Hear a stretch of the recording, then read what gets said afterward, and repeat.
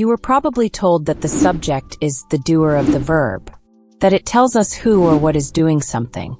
But then English gets strange. Consider the following examples. It is raining. There's a cat on the roof. What you said hurt me. None of those feel like someone doing anything. And yet, they all have a subject.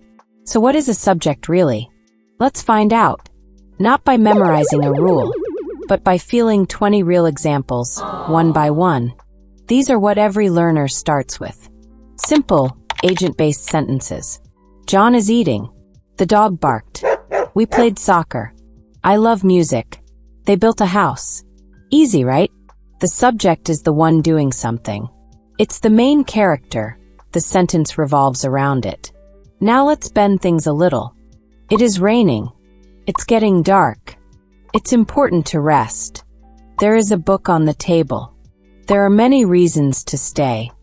Now we're not talking about anyone doing anything. It is not a person. There isn't a place. But English needs a subject. It's like a balance. So even when there's no real actor, English puts something there to hold the sentence up. Think of them as ghost subjects. They don't act, but they carry the sentence's weight. Let's look at another set of examples where we must learn to seize how subjects can be whole ideas, not just a noun. To learn English takes time. That she left early surprised me.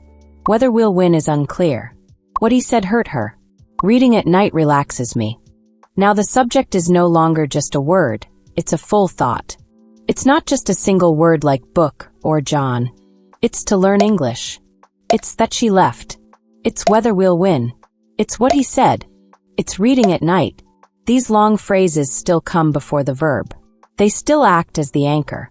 So, if it comes before the verb, and the verb agrees with it, that's your subject. Now look at the following sentences and see if you can identify the subjects. You will have 15 seconds to think about the answer. It was her voice that I recognized. What matters most is kindness. There comes a time when we must act. It's the children I worry about. That he lied, I can't believe. Let's look at the first sentence together. Now, if I ask you, what information is this sentence really trying to tell you? Or, what did I recognize? Your brain probably quickly tells you, I recognized her voice. And you are absolutely right. When we talk about what the sentence is mostly about, or what the main information is, it's her voice. This is the main idea or the topic of the sentence. But why does it appear at the beginning then? Well, English sometimes uses a special way to build sentences when we want to make one part extra important, to make it really stand out. And we do this by starting with something like, it is. Think of it like this. Imagine a picture and its frame. The picture is her voice. That's the important thing you want to show, the main part of the message. The frame is, it was. It holds the picture and makes it stand out, drawing your eye to it.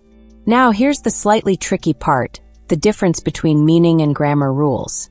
For everyday understanding, when you're just trying to understand what someone is saying, you can absolutely think of her voice as the main thing. It's the picture. The sentence wants you to see clearly. But for strict grammar rules, like when you're in a more formal setting, perhaps for an exam, or when we're really breaking down how sentences are built, the word, it, is considered the subject. It's like, it is the part of the frame that officially holds the main spot. It doesn't have a real meaning by itself here. It's just a placeholder designed to help that picture stand out. It can be a little confusing, I know. But the main thing to remember is, for understanding the message, her voice is what the sentence highlights. For formal grammar, it is the subject because of this special sentence structure. So, you're both right depending on how you look at it. Keep practicing, and you'll get the hang of it. Okay, let's look at our next sentence. What matters most is kindness. This one is a little different, but we can still find the subject easily. First, find the main verb. The verb here is. Now ask yourself, what is kindness? Or, what is the thing that is kindness? The answer is what matters most.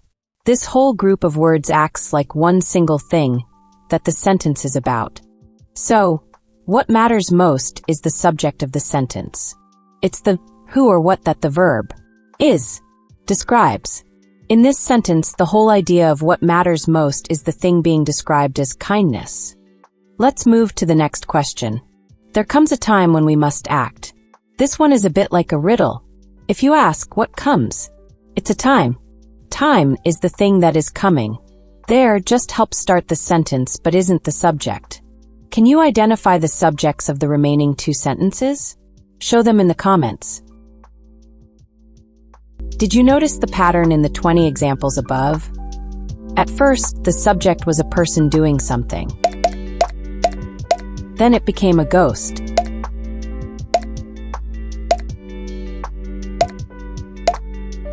Then a whole idea.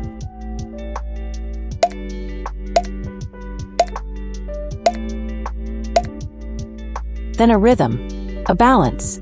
English feels like it's about meaning, but sometimes it's about structure. Subjects aren't just doers, they're anchors. So if you're ever stuck, wondering what the subject is, don't ask who's doing something. Instead ask, what is this sentence leaning on? What is the sentence about structurally? That's how you feel the subject. You've just seen it happen 20 different ways. Let your brain take it in. Trust the exposure. Let your intuition do the learning.